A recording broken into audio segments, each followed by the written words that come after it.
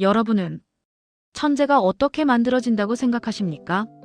타고나는 것일까요? 아니면 만들어지는 것일까요? 오늘 들려드릴 이야기는 20세기 미술을 완전히 바꾼 한 예술가의 이야기입니다.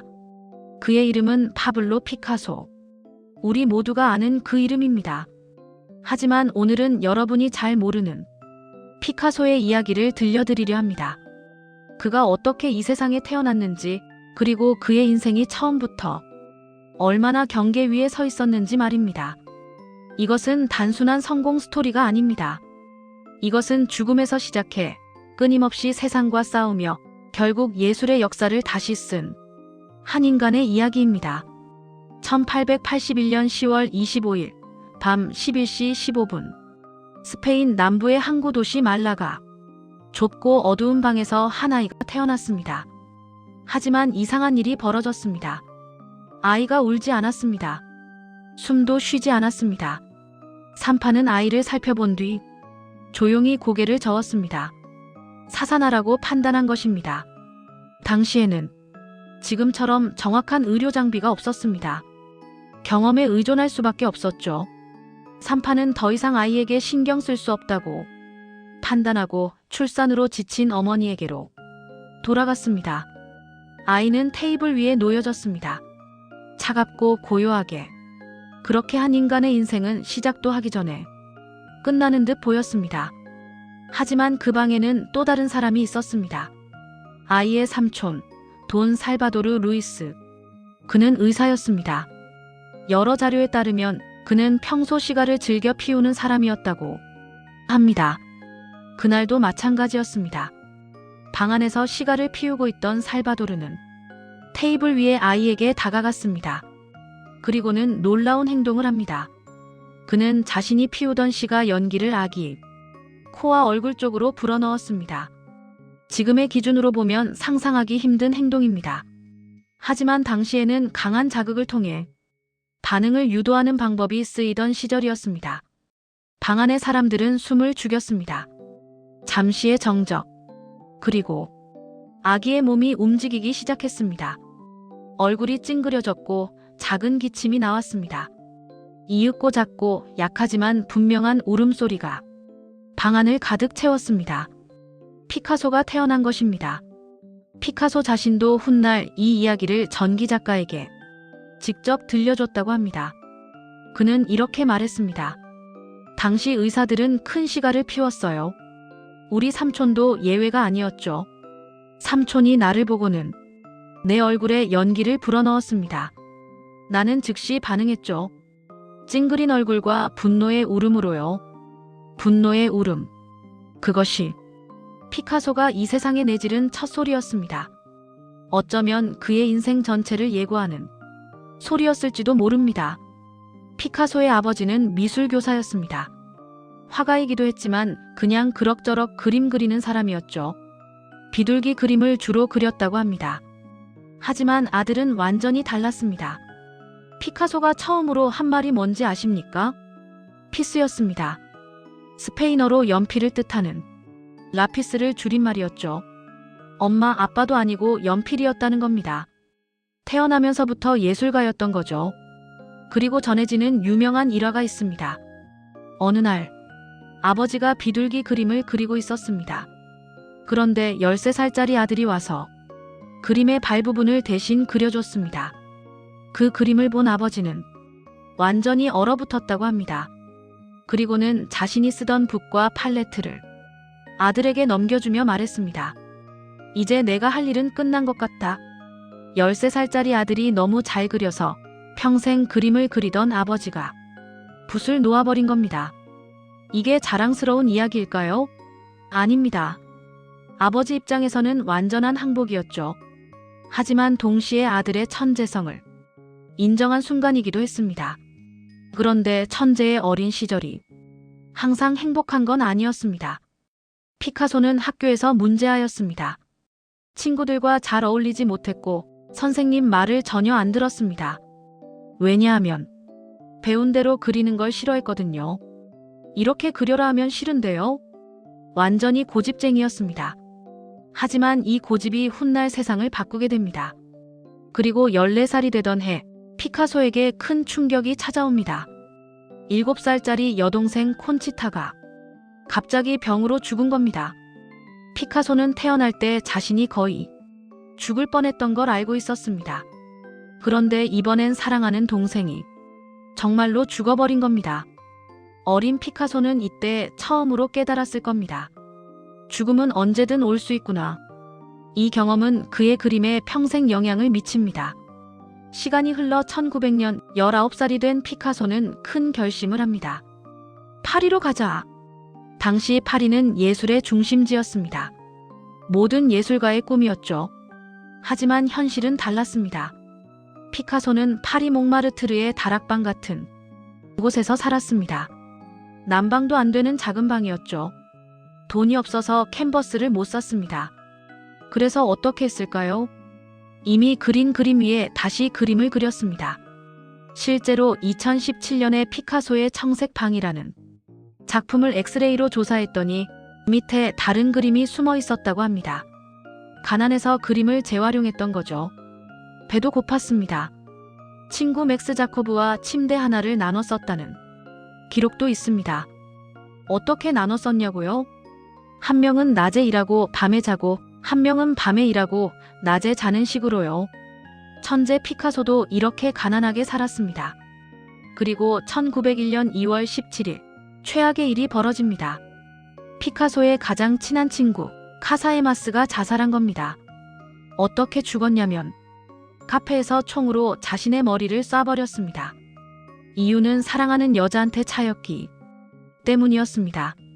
그 여자 이름은 제르멘. 카사에마스는 그녀를 먼저 쏘려고 했지만 빗나갔고 결국 자기 머리에 총을 쏜 겁니다. 피카소는 완전히 무너졌습니다. 그리고 그때부터 그의 그림이 완전히 바뀝니다. 1901년부터 1904년까지 피카소는 온통 파란색으로만 그림을 그렸습니다. 왜 파란색이었을까요? 피카소는 나중에 이렇게 말했습니다. 카사에마스를 생각하면서 파란색으로 그리기 시작했어요. 친구가 죽어서 너무 슬프고 우울해서 그림도 전부 파랗게 된 겁니다. 이 시기를 청색시대라고 부릅니다. 이때 그린 그림들을 보면 전부 우울한 사람들입니다. 거지, 술주정뱅이, 늙은 사람, 장님. 가장 유명한 게 늙은 기타리스트라는 그림인데요. 앞 못 보는 할아버지가 기타를 안고 있는 그림입니다. 미술 전문가들은 말합니다. 이 할아버지가 바로 피카소 자신이다. 왜냐하면 당시 피카소도 그림을 팔지 못해서 굶어 죽을 뻔했거든요. 기타리스트가 기타 없으면 못 사는 것처럼 화가는 그림 없으면 못 살잖아요. 게다가 재미있는 사실이 하나 더 있습니다. 피카소가 왜 그렇게 파란색을 많이 썼는지 아세요? 슬퍼서도 맞지만 파란 물감이 제일 싸서 그랬습니다. 돈이 없으니까 싼 물감을 쓸 수밖에 없었던 거죠. 그런데 그게 오히려 우울한 분위기를 만들어서 딱 맞아떨어진 겁니다. 그런데 피카소에게는 또 다른 의도도 있었습니다. 서양 그림에서 파란색은 원래 성모 마리아의 색이었습니다. 교회 그림 보면 마리아가 항상 파란 옷을 입고 있죠. 피카소는 매춘부나 가난한 여자들을 그리면서 일부러 그들을 성모 마리아처럼 그렸습니다. 왜 그랬을까요? 매춘부라고 해서 존중받을 가치가 없나요? 가난하다고 해서 존엄하지 않나요? 이런 메시지를 던진 겁니다. 당시 사람들은 이 그림들을 보고 불편해했습니다. 너무 우울하고 너무 불편했던 거죠. 그래서 피카소의 그림은 팔리지 않았습니다. 가난은 계속되었습니다. 그러다가 1904년 드디어 변화가 찾아옵니다. 페르낭드라는 예쁜 여자를 만난 겁니다. 사랑에 빠진 피카소의 그림이 바뀌기 시작합니다. 파란색이 점점 사라지고 분홍색이 나타나기 시작했습니다.